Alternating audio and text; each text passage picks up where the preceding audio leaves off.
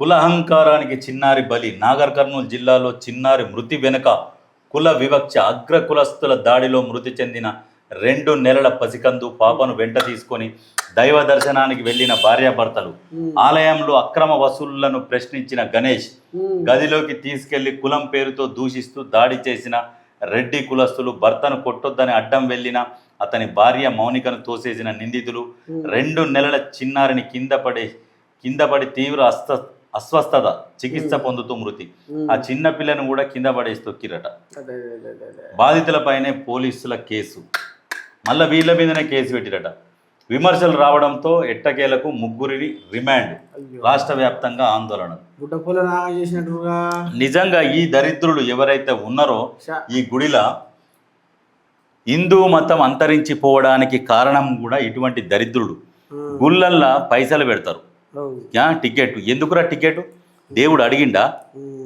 డెవలప్మెంట్కి ఓన్ దగ్గర ఉంటే వాడు హుండీలు వేస్తాడు, లేకుంటే మొక్కుకొని పోతాడు. లేనోని మీరు గుడికి రానియకపోతే వాడు ఇంకో మతంలోకి పోతున్నాడు.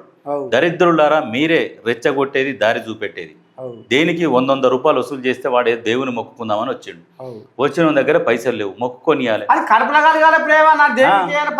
హుండీలు పెట్టు. నువ్వు గుడి చుట్టూ హుండీలు పెట్టుకో. మన దగ్గర కలిగితే వానికి వేస్తాడు. క్యూఆర్ కోడ్ పెట్టు, ఫోన్లోకి వెళ్ళి కొడతాడు. చేతనైతే గుడి డెవలప్మెంట్ కోసం దయచేసి సహకరించారని బోర్డు పెట్టు. చేతనైతే వేస్తాడు, లేకుంటే మొక్కుకొని పోతాడు.